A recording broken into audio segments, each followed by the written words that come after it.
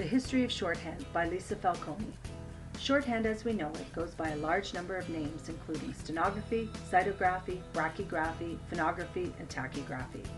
For the purposes of this video, I will refer to it as shorthand. According to the Encyclopedia Britannica, shorthand is a system for rapid writing that uses symbols or abbreviations for letters, words, or phrases. And the purpose of shorthand, according to Levy, is to enable a writer to follow a speaker and not just write quickly. In 1862, shorthand was considered nearly 300 years old, and Levy considers it to be one of the most important arts ever discovered. When you think of shorthand, you probably think of its use in business or courts of law. However, shorthand has seen many different places throughout the centuries, including music, Shakespearean plays, poetry, and even transcription of the Bible. While shorthand was initially developed to be used for the recording of public speeches in Parliament, the courtroom, and the church, it eventually became a business tool used in offices around the world.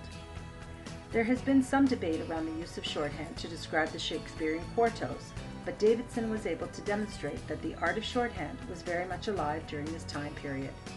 Shakespeare even alludes to charactery, another term for shorthand, in his plays, and the quartos were published after Bright's system was invented in 1588. As we journey through the history of shorthand, we will see the eventual marrying of oral and written skills through the need to be able to write, as well as have an understanding of phonics. So let's begin our quest. Before we can understand shorthand, we need to have an understanding of writing, as they share a common history. Hieroglyphics were the first form of communication used by the Egyptians, Mexicans, and Chinese, and were divided into branches. First, picture writing. Second, symbolical writing. And thirdly, phonetic hieroglyphics. Next, the alphabet evolved as a result of the symbols and marks that were used to represent sounds. Many different nations like to lay claim to the invention of the alphabet. However, according to Levy, the Phoenicians are considered to be the first nation who had letters. The Hebrews and the Phoenicians had very similar alphabets, but Hebrew literature is filled with abbreviations and shortened names, which gives rise to crediting the Jews with the invention of shorthand. While the actual history of shorthand remains a mystery, Mr. James Henry Lewis, one of the first modern-day stenographers, claims that Greeks and Romans, in particular the Greek commander Xenophon and Tiro, Cicero of Rome's learned freeman, likely developed it. However, Lewis believes it does not appear that they were able on any occasion to follow a speaker, which is a key component of shorthand. The Greeks often used substitutions and abbreviations and a horizontal line over the middle of a word to replace omitted characters, while the Romans also used literal or alphabetical notes, which were initials replacing whole words. Cicero is credited with introducing spelling in shorthand, primarily for the sake of secrecy. Shorthand was an important art, and from the monarch to the peasant, the art was extended and understood. Within the Roman period, shorthand appeared to be confined to scribes, or notarii, who were responsible for taking notes at public meetings, which leads some to believe that shorthand was restricted to certain classes. During a dark period of the Middle Ages, shorthand was forbidden because it was considered to be cryptology, which is, according to Levy, why certain marks were invented by the Romans. It allowed for secrecy and was not necessarily developed for speed at the time. Another example of this is Peter Bales, who produced a book, The Art of Brachygraphy, which he believed to be a form of shorthand, but it is agreed that it really was a form of secret writing. While England is the first nation that used shorthand, Spain and France also published works in 1565 and 1651 respectively.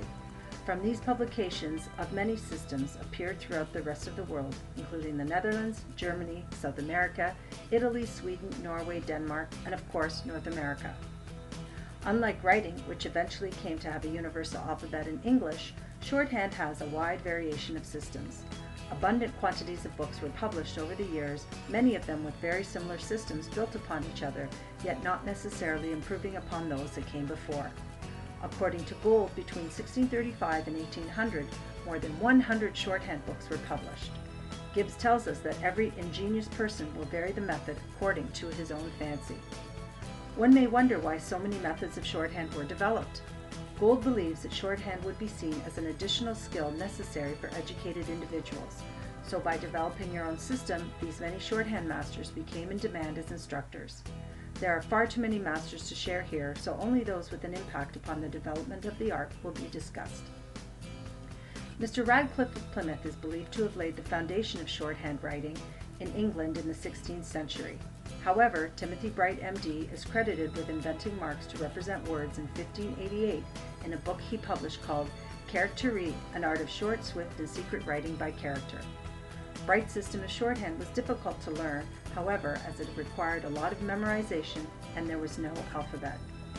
Of great importance was the publishing in 1602 of John Willis's book, The Art of Stenography, or Short Writing by Spelling Characterie, in which his system gave marks to each letter of the alphabet.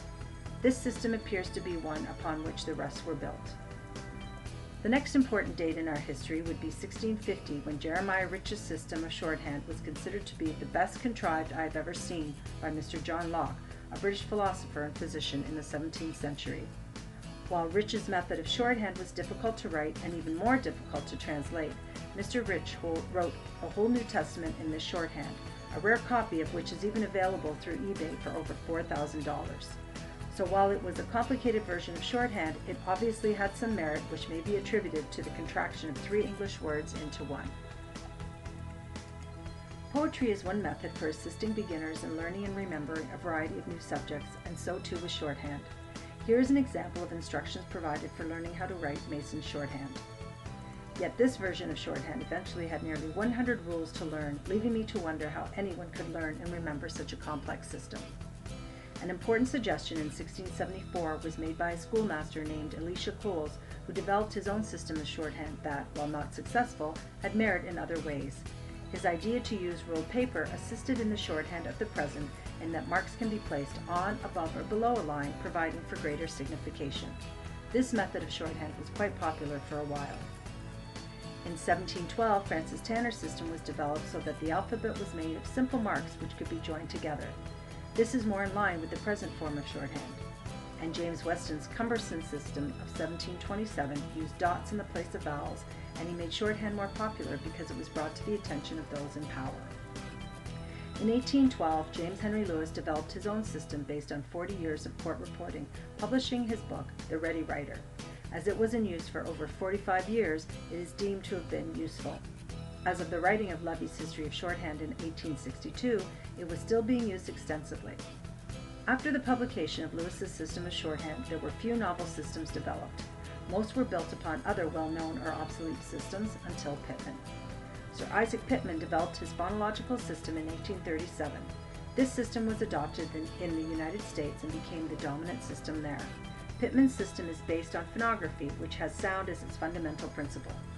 Levy had little positive to say about this system, yet it became one of the most popular systems ever used. Previous systems over time continued to fail because of their use of the alphabet. Pitman's use of phonics was more natural because it represented the sounds of the human voice, and this system is one of the few left today. Robert Gregg invents his phonographic system in 1888, which eventually supersedes Pitman's as the dominant shorthand in the U.S. In the 1800s, there was a call to abolish shorthand, as some believed shorthand writing was expensive and useless. In the Middle Ages, it was abolished because of the belief it was tied into witchcraft, and the present technology threatens to wipe it out. Yet it continues to exist as an instrument today. As we wonder why, some reasons include: court reporters still use shorthand to record proceedings of a trial. According to Mary Soreen, Secretary of the British Institute of Verbatim Reporters, it is 3 times quicker to type out shorthand notes than to listen back to audio recordings. Audio and video recordings continue to be illegal in most cases within a courtroom, so having shorthand allows journalists to record details of a trial in a quick and efficient manner. It can be very useful for both students and business executives to quickly jot down notes where recording would be inappropriate. The 3 most popular systems today include Gregg, Pitman, and speed writing. The Pitman and Gregg systems are still offered through online courses, and shorthand is still available through some of our colleges and business programs. For example, Seneca College offers its transcription techniques course that provides learning outcomes whereby students will be able to use the Gregg reference manual as a resource when transcribing. Levy said about phonography that the world is not yet prepared for words, or words spelt in this manner, which ironically is a glimpse into the future if you look at the shorthand we have invented today when it comes to texting. Thank you.